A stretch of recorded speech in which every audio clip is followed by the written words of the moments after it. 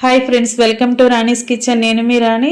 ఈరోజు tea time snacks recipe చూద్దాం. 1 cup పొడి బియ్య పిండితో కరకరలాడే చెక్కలండి. చాలా టేస్టీగా ఉంటాయి. ప్రాసెస్ అంతా చాలా సింపుల్గా అనిపిస్తుంది. అన్నీ కూడా మన ఇంట్లో ఉన్న ఇంగ్రీడియంట్స్తోనే అప్పటికప్పుడే 10 నిమిషాల్లో ఈ స్నాక్స్ అనేవి ప్రిపేర్ చేసి పిల్లలకి సర్వ్ చేయొచ్చు. ఆ ప్రాసెస్ అంతా చూడండి. వీడియోని ఫస్ట్ నుంచి లాస్ట్ వరకు చూడండి. ఇంగ్రీడియంట్స్ అన్నీ క్లియర్గా అర్థమవుతాయి. అలాగే ఛానల్ని ఫస్ట్ టైం వాచ్ చేసిన వారు సబ్స్క్రైబ్ చేసుకుని పక్కనే ఉన్న బెల్ బటన్ని క్లిక్ చేయండి. నేను పెట్టబోయే రెసిపీస్ అన్నీ మీ ఫోన్కి నోటిఫికేషన్కి వస్తే ఓపెన్ చేసి చూడండి. రెసిపీస్ నచ్చినట్లయితే మీరు కూడా కుక్ చేసి ఫ్యామిలీకి సర్వ్ చేయండి. ఛానల్ని లైక్ చేసి సబ్స్క్రైబ్ చేసుకోవటం మాత్రం మర్చిపోకండి. ఈ రెసిపీ అనేది చాలా సింపుల్గా అయిపోతుందండి. 1 కప్పు పొడి బియ్యం పిండి, 1 కప్పు వాటర్తో అప్పటికప్పుడే చేసుకోవచ్చు. చాలా కమ్మగా టేస్టీగా ఉంటాయి. ఆ ప్రాసెస్ అంతా చూద్దాం. ఇంకా కుకింగ్ స్టార్ట్ చేద్దాం. స్టవ్ ఆన్ చేసుకుని కళాయి పెట్టుకోండి. ఇప్పుడు కళాయిలోకి 1 కప్పు నిండా వాటర్ తీసుకుని కళాయిలో పోసుకోండి. ఈ కప్పును పక్కన పెట్టండి. ఇప్పుడు వాటర్లోకి టేస్ట్కి సరిపడా సాల్ట్, ఒక అర టేబుల్ స్పూన్ కారము వేయండి. అలాగే 1 టేబుల్ స్పూన్ జీలకర్ర, 1 టేబుల్ స్పూన్ తెల్ల నువ్వులు వేసుకోండి. ఇప్పుడు 2 టేబుల్ స్పూన్లు వేరుశనగ పలుకులు పొడి అండి. వేరుశనగ పప్పును బాగా డ్రై రోస్ట్ చేసుకుని మిక్సీ పట్టుకున్న పొడి, దానిని ఒక 2 టేబుల్ స్పూన్లు వేశారంటే చెక్కలకి కమ్మదనం అనేది చాలా బాగా వస్తుంది. వేరుశనగ పలుకులు పొడి లేకపోతే స్కిప్ చేసేయచ్చు. ఇప్పుడు 1 టేబుల్ స్పూన్ ఆయిల్ కూడా వేసుకుని వాటర్ని బాగా కాగనివ్వండి. ఇలా కాగుతున్నప్పుడు వాటర్ని ఒకసారి టేస్ట్ చూడండి. సాల్ట్ కానీ కారం కానీ మీ టేస్ట్కి తగ్గట్టుగా లేకపోతే ఈ టైంలో యాడ్ చేసుకోండి. ఇప్పుడు ఏ కప్పుతో మనం వాటర్ తీసుకుని పోసుకున్నామో అదే కప్పుతో కప్పు నిండా బియ్యం పిండి తీసుకోండి. పొడి బియ్యంని మరపట్టించుకున్న పిండి. వాటర్ కాగుతున్న వెంటనే స్టవ్ ఆఫ్ చేసుకుని పొడి బియ్యం పిండిని అలా వాటర్లో వేసేసుకుని గరిటెతో బాగా కలపండి. ఉండలు అనేవి ఎక్కడా లేకుండా పిండి పొడి పొడిలాడుతున్నట్లుగా ఇలా గరిటెతో బాగా కలపండి. ఇలా వేడివేడి నీళ్ళతో పిండిని కలిపినట్లయితే మనకి చెక్కలు అనేవి తింటున్నప్పుడు గుల్లగుల్లగా క్రిస్పీగా చాలా టేస్టీగా వస్తాయి. ఇప్పుడు ఈ కళాయిని పక్కన పెట్టి ఒక 10 నిమిషాలు మూత పెట్టుకుని పక్కన పెట్టినట్లయితే పిండి అంతా కూడా బాగా మగ్గుతుంది. అలాగే బాగా చల్లారుతుంది. ఇప్పుడు గరిటె పక్కన పెట్టేసుకోండి. చేత్తోనే పిండి అంతా కూడా ఇలా ప్రెస్ చేస్తూ ముద్దలాగా కలపండి.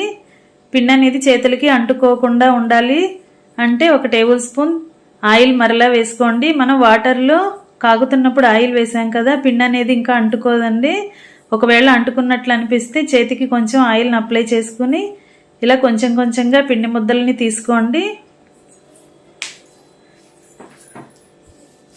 ఇప్పుడు పూరీ పీటకి కొంచెంగా ఆయిల్ని అప్లై చేసి చేతికి కూడా ఆయిల్ని టచ్ చేసుకుని ఇలా పిండిని చపాతీలాగా వత్తండి.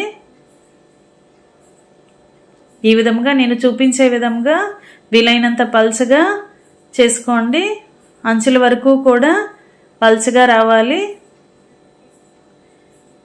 ఇలా మొత్తం కూడా చేయటం అయిన తర్వాత ఫోర్క్తో ఇలా చిన్న చిన్నగా హోల్స్ చేసుకోండి. ఇలా అక్కడక్కడ చిన్ని బెజ్జాలు పెట్టుకున్నట్లయితే అప్పడాలు అనేవి మనం డీప్ ఫ్రై చేస్తున్నప్పుడు లోపల వరకు కూడా బాగా ఫ్రై అయి తింటున్నప్పుడు క్రిస్పీగా అనిపిస్తాయి. ఈ విధంగా వీలైనన్ని ఎక్కువగా హోల్స్ చేసుకోండి. ఇప్పుడు ఇలా రౌండ్గా ఉన్న ఒక గ్లాస్ కానీ బౌల్ కానీ తీసుకుని దానిని ఇలా బోర్లించి అన్నీ కూడా ఈవెన్గా ఒకే సైజులోకి వచ్చేలా ఇలా కట్ చేసి పెట్టుకోండి. ఈ విధంగా కట్ చేసామంటే అప్పడాలన్నీ కూడా ఒకే సైజులోకి వస్తాయి. ఇప్పుడు మనం కట్ చేసిన తర్వాత మిగిలిన పిండిని కూడా ఒక బాల్ లాగా చేసుకుని ఆ పిండి ముద్దని కూడా చివరిలో చపాతీ చేసుకుందాం. ఆ చపాతీతో కూడా సేమ్ ఇదే ప్రాసెస్లో గ్లాస్ తీసుకుని ఇలా బోర్లించి కట్ చేసి తీసుకోండి.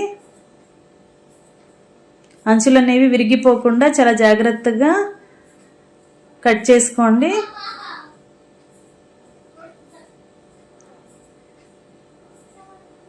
ఇలా చేసుకున్న వాటిని ఒక ప్లేట్లో పెట్టుకోండి. మరలా ఇదే ప్రాసెస్తో వేరొక పిండి ముద్దని కూడా తీసుకుని ఇలా చపాతీ కర్రతో ఒత్తుకోండి.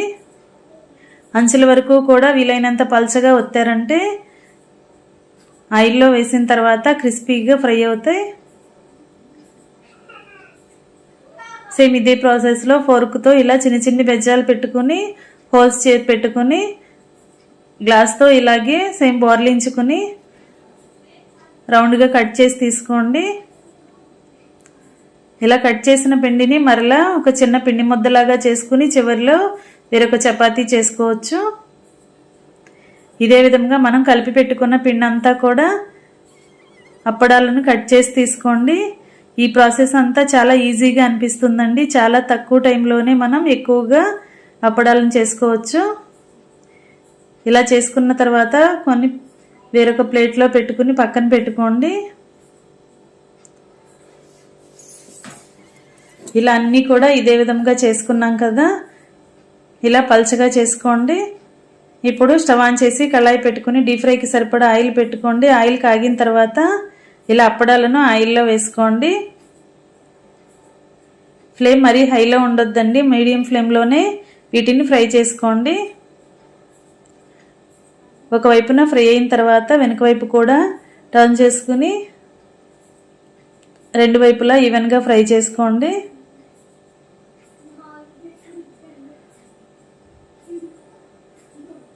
ఇలా ఫ్రై అయిన తర్వాత ఆయిల్ నుండి తీసేసుకోండి. ఇదే విధంగా మిగిలిన వాటిని కూడా డీప్ ఫ్రై చేసుకోవటమే. ఆయిల్ అంతా కూడా కిందకు వచ్చేసిన తర్వాత వేరొక ప్లేట్లో తీసి పెట్టుకోండి. మరలా అదే ఆయిల్లో మరికొన్ని అప్పడాలను వేసుకుని డీప్ ఫ్రై చేసుకోండి. ఇంకా రెడీ అయిపోయాయండి చాలా క్రిస్పీగా టేస్టీగా ఉండే పల్లి బియ్యపిండి చెక్కలు. చాలా కరకరలాడుతూ కమ్మగా అనిపిస్తాయి. తెల్ల నువ్వులు వేసాం, అలాగే వేరుశనగ పప్పుల పొడి వేసాం కదా, చాలా టేస్టీగా ఉంటాయి. మీ అందరికీ నచ్చుతాయి.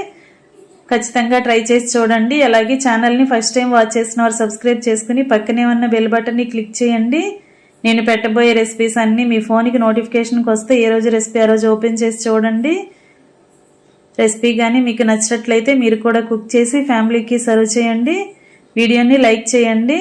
మీ ఫ్రెండ్స్కి ఫ్యామిలీ మెంబర్స్కి రెసిపీ షేర్ చేయండి. మీరు చేసిన తర్వాత ఈ రెసిపీ అనేది మీకు ఎలా ఉందో కమెంట్ చేయండి. మరొక రెసిపీతో మళ్ళీ కలుద్దాం. Thanks for watching. నేను మీ రాణి.